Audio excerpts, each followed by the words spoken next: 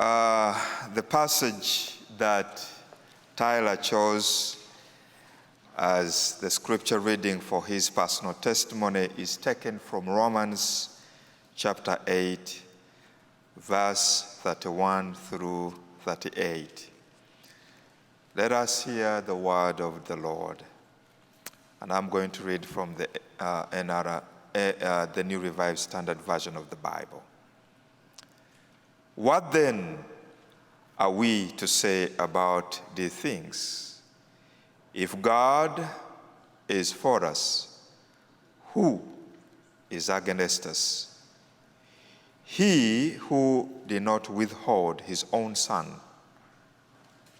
but gave him up for all of us, will he not with him also give us everything else?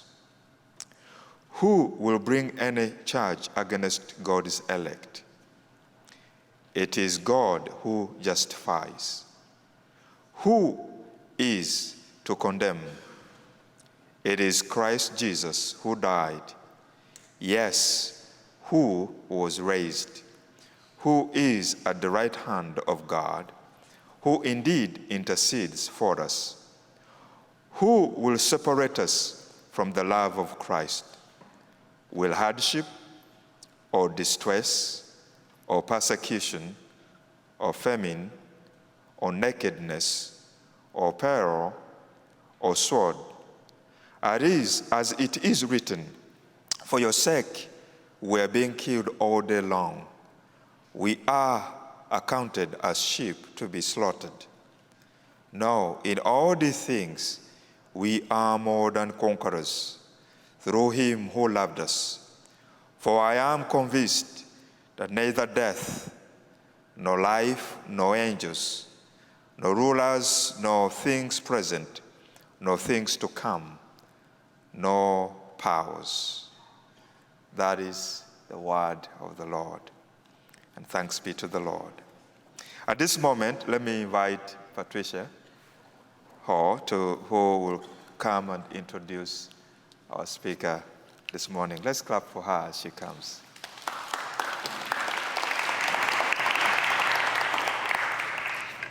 Well, this is quite an honor for me. Tyler called me and I was like, oh my God, on my knees. It was just precious, and I'm so honored. It truly is an honor to introduce you, Tyler. And Tyler is a tried and true man of God. He is after God's own heart. I see him just running toward that, and it is so beautiful. He has a heart to serve. He is currently, I reeled him in, he's one of our captains, our greeter captains. And he's also been very active in Wednesday night downtown, and I don't know what all you are involved in other than that, but I know that Clay and you and your mom, Tamara, are up to all sorts of great things constantly.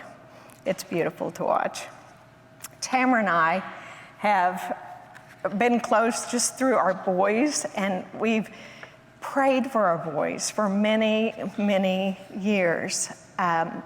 My first encounter with Tyler and Clay were down in Wiseman Hall with Miss Molly.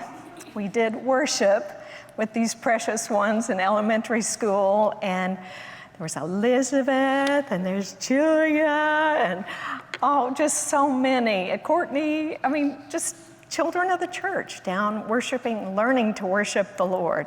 And it was precious time.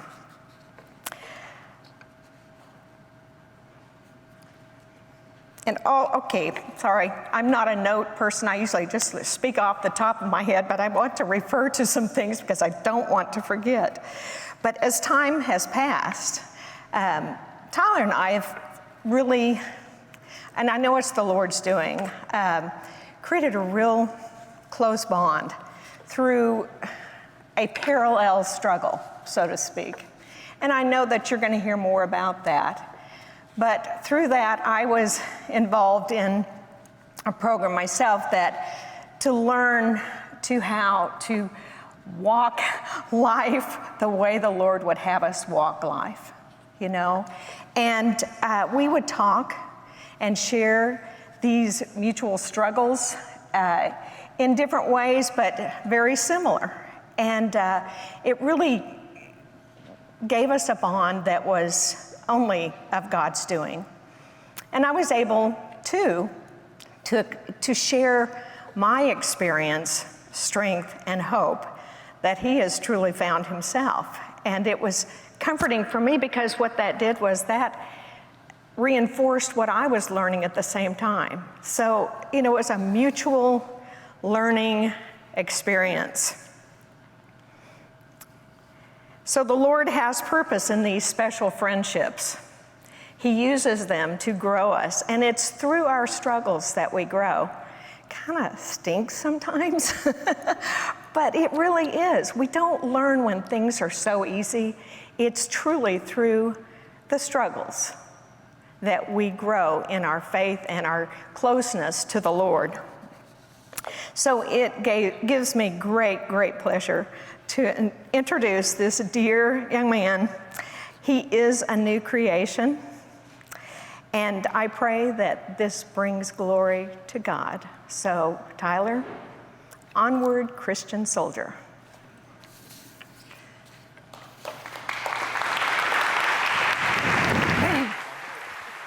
Thank you, sister. I appreciate that. I love you. I love you. Thank you.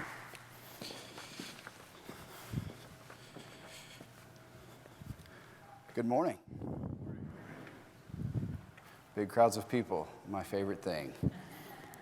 So my name is Tyler Bird, and I am a recovered alcoholic. I was born January 4th, 1990, here in Tulsa, Oklahoma, St. John's. Went to school at Union, graduated there in 2008. Played football, was captain of the football team, really identified my entire life as being a football player. In 2008, like I said, when I graduated, I went to OU. I chased my girlfriend from the time. She was a year older, and that was pretty cool. So I chased her to OU. We did our freshman and sophomore year there together, but it was rapidly not a good situation for me. I didn't have an identity anymore, and I struggled very greatly with that. You know, I'd been this athlete. My time was basically allotted for me all the way up until that point. Could still get into trouble. My brother can attest to that, and I know my parents can. But, you know, for the most part, it was a very structured, outlaid day, every day. So when I went to OU, you know, I wanted to be a frat boy. I wanted something. I was looking for a sense of belonging. I attempted to join Pi Kappa Alpha first semester at OU. That didn't go good. Personality clash, we can just call it that. Second semester of my freshman year, I attempted to join Sigma Chi. I had been rushed pretty hard by Sigma Chi all year. A dear friend of my father's was one at OU, so really were pushing me towards that. And that didn't work out either. So my entire freshman year searching for this, like, who am I? I filled it with parties and materialistic things. That was short-lived. I had my first encounter with Norman Police Department and was taken to jail and got to do a nice little overnighter there. Luckily, I had one of my best friends of all time from Union that was my roommate. So we rallied the troops, and you know, my parents, my mom in particular, they pulled the plug on me at OU. So my mother and my grandfather, Papa, who's here today, they came and kind of, what I didn't see at the time, came and rescued me from Norman. I was very angry, I was very upset, and I was humiliated, as you can probably maybe empathize or try to imagine. Maybe you've lived it before. Came home and worked for a semester. Then I had the great idea I was going to transfer to Oklahoma State. So put in my application, got down to Stillwater, joined Pi Kappa Alpha there finally, got my frat boy check on the box, and then lived this really fun life. I mean, we were having fun, we were partying. You know, was getting good grades at somehow. And you guys, this is what you came to hear, so this is what I'm just going to tell you. Drugs, alcohol, and other things very rapidly took over my life. It was a vicious cycle, and I lasted just over a year in Stillwater. This time things had gotten really bad. Again, my parents kind of rescued me out of that situation, and I went to rehab at Cushing Valley Hope. That was my first stint, and that was in 2011, so I was 21 years old. I went, I was trying to appease my parents. I had this whole motive, like, hey, if I can get them off my back, I can get back to school, and we can keep running and gunning. So, did my time, got home, and that lasted for about 2 months, and then I was right back into the cycle of it. So I'm 21 at this point. You can fast forward or you don't have to, but just basically the next 10 years, they were filled with, my brother puts it like this: I would reach a peak, and then I would crash and burn and do it all to myself because I couldn't maintain, I didn't have self-control. I was married to a beautiful girl in 2018. We worked together. We got married. Things were great. I liked to party. She liked to party. There wasn't really an issue there for us at the beginning of our marriage. By the time we got back from our honeymoon in December, it was pretty apparent that my alcoholism and my choices were going to be a struggle on our marriage. Everybody brings their own baggage to the table, but mine was this roaring lion that was always there. Didn't know how to deal with it, so her and I talked, and she loved me through it to a point, and I was, trying to save our marriage and everything else, so I went back to rehab. I thought this was going to clean it up, this was going to save my marriage, I'm going to get this taken care of this time. So I went and did a 27-day stint again in Cushing Valley Hope. I'd have a frequent flyer card there, actually, but they don't give those out. I got out of there midsummer or September. I can't really remember. It's irrelevant. Things were going good, though. There was a new spark in our marriage. We were really in a strong place, somewhere that we hadn't been before. I was working this program of recovery. There definitely was some changes going on in the positive light.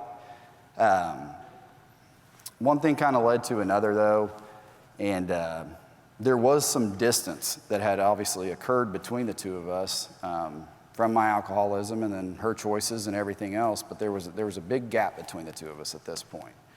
How do I put it? I guess I'm kind of a needy person to a point. I love hard and I'm loyal, and I need that back in a committed relationship. And my own undoing and everything else, the wedge that I talked about, there was that void in our relationship at this point. I filled that void by going out and getting drunk. I had been sober about 6 months. Her and I, like I said, had kind of turned a curb, and then I relapsed. And she had had enough of it at that point. So, man, that was hard. That was really hard.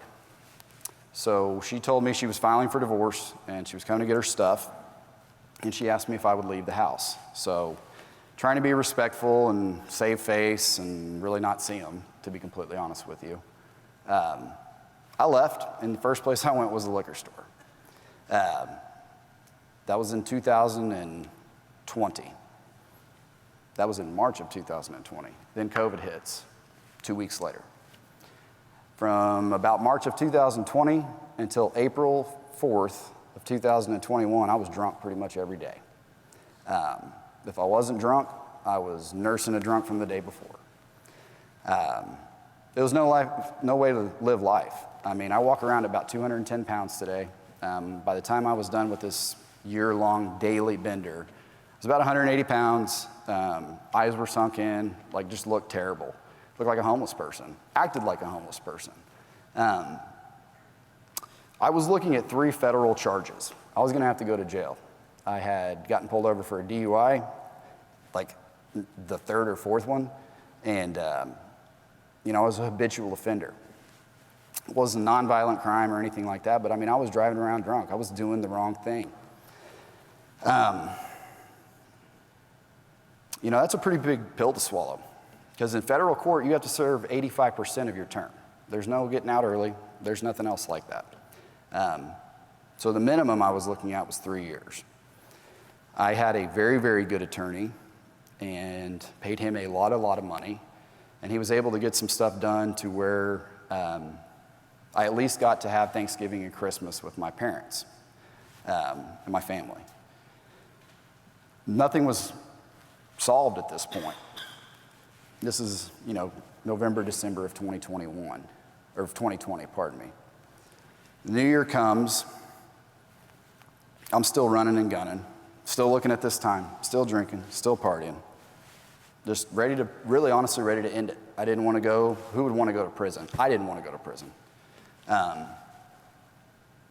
But I knew I was not living right. I was detached from God. We didn't even have conversations. I grew up in this church. I've been coming to this church for 25 years.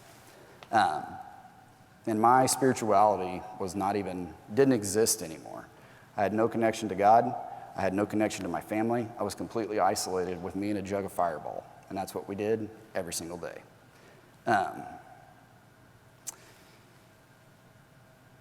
It was Easter. Yeah, Easter Sunday, April 4th, 2021. I was supposed to go to church with my mom. I woke up late. I came too late from a hangover, and got in my truck and drove to my parents' house. I lived across from Nathan Hale, and they live out in South Tulsa, so jumped in the truck, was going over there. Even though I'd missed church, we always do Easter lunch at my grandparents' house, so I was trying to get over there and somewhat compose myself to be presentable for Easter lunch to them. I went into my parents' half bathroom, withdrawing. Some of you may have experienced of it, some of you may have not. Basically convulsions, shakes, sweats, uncontrollable bowel movements, terrible, horrific inside things going on inside of you. And I had done it all to myself, There's no way around that. I hit my knees in their half bath, throwing my guts up. Gotcha, you thought I was going to say I was praying. No, I was puking. Sweat coming off my brow, everything else. It was like a lightning bolt that hit me. And that was the Holy Spirit. And it didn't absolve me from anything. It didn't take away my addiction. It didn't do that. God had been patient with me this entire time and waiting for over a decade, waiting for me to hit this point. Because I'd hit rock bottom so many times. I had enough DUIs, I was looking at federal prison. So you can put that all together for yourself. Rock bottom had just gotten lower and lower and lower and lower and lower.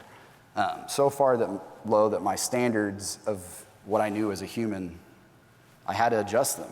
We were at a new low. My normal and stuff didn't exist anymore. But what happened on that bathroom floor was I was given a glimpse of grace, if you will, no pun intended. But he gave me a window of opportunity. And it was basically carpe diem, either now or we'll find you another bottom, Doesn't have to stop here. It was that day at my grandparents' house in their backyard that I recommitted my life to Jesus Christ. That was Easter Sunday. The following Monday, I was at an AA, Alcoholics Anonymous meeting. And I had been in and out of the rooms of Alcoholics Anonymous for years. Go in there, get a 24-hour trip, desire not to drink, finish the meeting, hit the liquor store. Have a beer before I go into the AA meeting because I can't be around these sad drunk people that don't drink anymore. This is miserable, I had excuses for everything that there was. And I justified it. But this time something was different. And I couldn't explain it. It was something I had never experienced before. So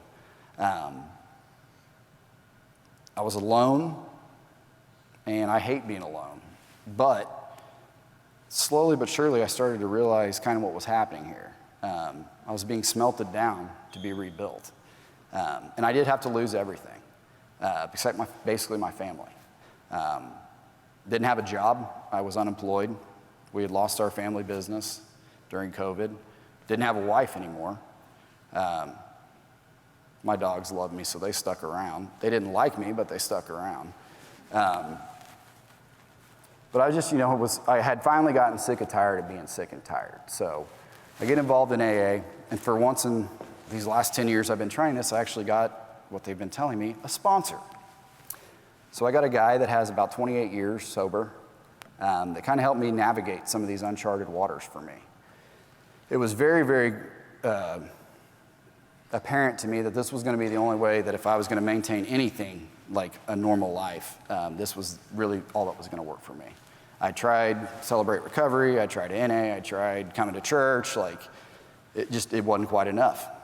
I always tell people, I always believed in God, so I didn't have to have this battle that some people in recovery do of figuring out who their higher power is and everything else. I already had that established. My communication wasn't great, and the definition of our relationship has significantly changed, but I did have my core value, thanks to a lot of you people in this sanctuary who've been with me since I was a little kid. So, all that to be said, it was about 2 months, not even quite. It was about a month and a half to my recovery. So this is May of 2021. And I got an email on LinkedIn. There's a guy that had hit me up about a sales position. And then those of you, I'm probably sure pretty much of you are familiar with LinkedIn, but all those inbox messages you get is to sell insurance, right? So I'm like, I don't want to sell insurance. That's not my gig. It was actually a guy from Wilmington, North Carolina named Will Scarborough. He's a young guy, but he was a headhunter. He was a talent acquisition guy. And he had a message in there like, hey, you want to own your own business, blah, blah, blah. You can make all the money you want as hard as you want to work. Still thought it was insurance, so I ignored this message from this guy and went on with my day. It was the first week of June. I got out of bed, and I'm sober at this point, so I'm seeking, I'm trying to be aware of where God's steering me, trying to do the right thing, an hour at a time. We're not even to a day at a time yet. I'm trying to do this hour by hour. And I just felt the prompting. My office was across the hall from my master bedroom, matchbox bedroom, whatever you want to call it. It's Midtown Tulsa. It's not a master bedroom. Went across the hall, though, and I opened that LinkedIn email back up. And, I gave him a call, and I said, hey, I don't know. Something prompted me this morning to reach out to you. And, I just kind of wanted to see what this was about and kind of see what was going on. And I told him a little bit about my story. I told him I was in recovery. I told him, I didn't really know what I was doing anymore, and I was kind of like lost on an island by myself. And he said, man, I want you to talk to this guy because I think you might be actually pretty good at this. So he set up a phone call with another guy. And this other man that I spoke to, his name was Nick Matheny. I mean, he's still alive. His name is Nick Matheny. But he told me, he said, man, I'm hearing your story. I'm telling him about my recovery. That's a promise I made to myself, that I was not going to no longer live in shame. This is who I am. Take me or leave me. If you like it, great. If you don't, great. I'm not going to waste my time on a relationship either. But I was now going to live my recovery out loud. Everything had failed before then because I could try to keep it a secret, or I didn't want people to know. Or I'd see these AA people, and then I'd come home and be like, oh, well, back to normal, So the promise I made to myself and to God, I continued to try to keep, and I just laid all that out for this man. And he said, man, you've checked a lot of boxes for me, and I would like to offer you a job to come work with us. And I said, well, I'm honored. What does something like that look like? And basically, what this man provided me was an opportunity with no money. I had no money. He provided me an opportunity to work myself into a position to own my own business. There's a couple ladies here that came out to support me today that are part of the team in Tulsa that does what I do. We own our own businesses, and we're publishers. We make private monthly publications for affluent communities around Tulsa. So I'm talking to him, and he's like, hey, when they originally reached out to you, this territory that we were going to give you over in Jinx, somebody else has ever taken it. Have you ever heard of Southern Hills? I said, have I ever heard of Southern Hills? Yeah, I grew up in Tulsa, man. Like, I've been going to the PGA, everything there since I was a peewee. He said, well, that's going to be your territory. That's going to be where your territory is. And it's like 4th of July in my brain. I'm thinking all these great things. This is like the fireworks. This is the creme de la creme of an opportunity. So I'm starting this business. It's running congruent with 2 months baby fresh in sobriety. And I had at this point, I had developed a pretty strong dislike for women. I was mad at my ex-wife. She wasn't the first girl that had burned me, and I was mad. I didn't want anything to do with them. I wanted to stay away from them. I was broken. Funny story, in the way that this all works and that God works, is that I am the only guy in Tulsa in this business. The rest of the people I work with are women. I go to AA in my group. There's a few guys, and the rest of them are strong women. I must have like a magnet towards it or something because of my mom, because she's a strong woman. But somehow I was just dropped in a pool of a bunch of strong women and had to kind of be like, okay, so this mentality is clearly not going to work. We've got to figure out something to do here, or you're going to just basically run yourself out of a job. And it was very, very, very, very quickly that they took me right under their wing. Loved on me, believed in me when I didn't believe in myself, encouraged me when I thought all hope was lost. The grace that they showed me and the patience that they showed me and gave me, they believed in me when I couldn't believe in myself. These are people I don't know, okay? It's pretty powerful because, you hear from your parents and your loved ones and this and that, and they're encouraging, and, it's like, yeah, thanks, next, move on or whatever. It's unfortunate because that is super powerful, but I think we're probably all guilty of that. The people we're closest to, we're the rudest to, and the people we're the closest to, it's, the affection is, it's not as rock your world-ish. I don't know really how else to describe it. But to meet these women through AA, meet these women through work and everything else, and just to have the strong, emboldened, courage that they gave me to keep pressing through, is something I'll be forever grateful for. And now, I look back and I laugh a little bit because that's little glimpses of grace from God all over my life. You can't figure something out, why it's happening, it's probably the Holy Spirit. You need to tune up a little bit. The promises that have come through my life, the big book of Alcoholics Anonymous, if you're involved, if you're not, whatever, look it up. Everybody could use a 12-step program, whether you're sober Sally or angry Anthony, I don't know. Everybody could use one. But there's a page in the book that we call the promises that we read at the end of every meeting. And I would like to read that for you because I think that pretty much sums up where I am in my life.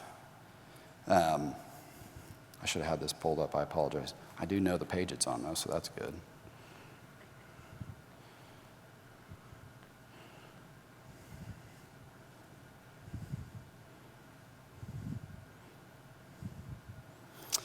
So this is from page 83 and 84 of the big books of Alcoholics Anonymous.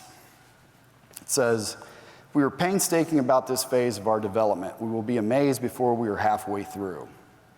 We are going to know a new freedom and a new happiness. We will not regret the past nor wish to shut the door on it. We will comprehend the word serenity and we will know peace. No matter how far down the scale we have gone, we will see how our experience can benefit others. That feeling of uselessness and self-pity will disappear. We will lose interest in selfish things and gain interest in our fellows. Self-seeking will slip away. Our whole attitude and outlook upon life will change.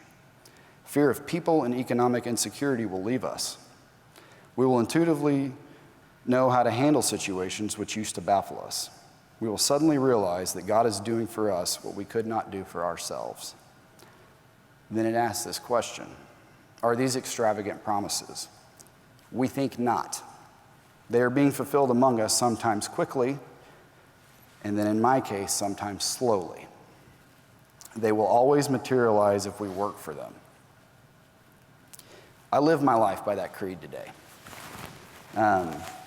I've become a patient, calm man that did not exist. Anybody in at least these couple rows can tell you that. Erin's nodding her head, yeah. I have a peace that I've never experienced. I'm not party buddies with people anymore. I'm friends with people. I didn't have friends. I ran them off. I actually have true friends.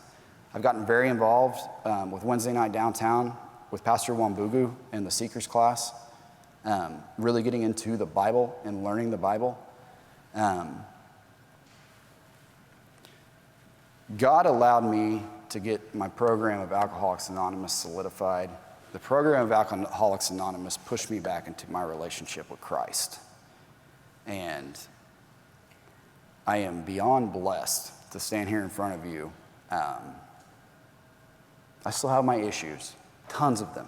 You take away the alcohol and you still got Tyler. And Tyler got a lot of problems, okay? But now, being aware of the grace, knowing where to turn, praying the right way, asking for the right things, not being a materialist, being patient, understanding your frustration with God and then actually taking it to Him, then drinking at Him, you flourish. If you would have told me, not that I'm counting, 1 year, 2 months, and 15 days ago that I would be standing here at First Presbyterian Church giving a glimpse of grace into my life, I'd have told you were crazy. If you'd have told me that I would be owning my own business, I would have told you you'd been crazy. If you would have told me I would have been sober, I'd have told you you were really crazy. That's not me, man. I was having lunch with Dr. Miller. Kind of got roped into this. I'm sure some of you for sure know how that goes. And he's talking to me and my brother. We were having lunch with him at Shaw Cats, and he's just kind of asking me, what's your story? Because Dr. Miller married me and my ex-wife out here in the courtyard. Actually, he's like, I had seen that you guys had got divorced, like yada, yada, yada. What's going on? Because it had been COVID and everything else. It had been a while since I got some time with Jim. And kind of told him a little bit of my background. He said, hey, what would you think about giving a Glimpses of Grace talk? And I said, what's that? But he wanted, I think, to give me an opportunity to kind of share with you guys, because I know it's not something we want to talk about, There's people in our congregation suffering. There's people in our congregation not suffering. But there is a lot of people. There's too many people in our congregation to not have it in here. And if you aren't it, you know somebody who has it. You know what I'm saying? So the hard-fought battle that I've had, I wasn't a success story. For 15, 14 years of trying this recovery, I was not a success story. But the patience of God, and no matter how far I ran from Him or tried to run from Him, would chase me all the way to the ends of the earth.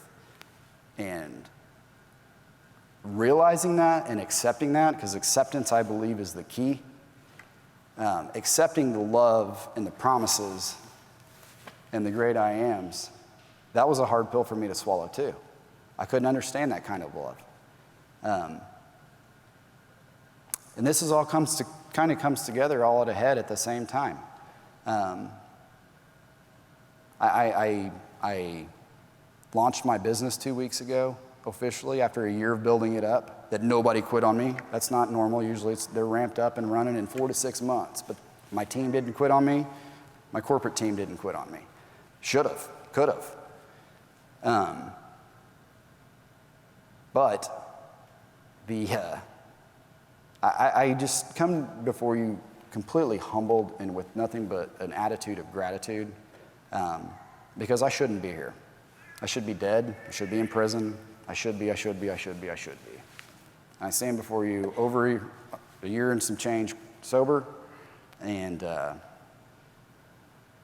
true fearful believer in God. And I think that if it was not for the baptismal vows taken by people here at this congregation and in their respective congregations and the love of Jesus Christ that's in each one of you, I wouldn't be where I am today. So I tell all of you, thank you. Thank you for being here for me today. I hope that my story somewhat maybe gives you a glimpse of hope for you or some loved ones. Like I said, I'm an open book. If you want to talk recovery, come see me. You know, I'm here for it. The only way to keep it is to give it away. And that's in, I believe, anything. That's in your faith. That's in your sobriety. That's in your life. So I'm really, really grateful to be here. And I can't imagine where I would be if I hadn't made that change. And that only came from a glimpse of grace from a very, very patient God. So I'm glad to be here. Thanks for having me.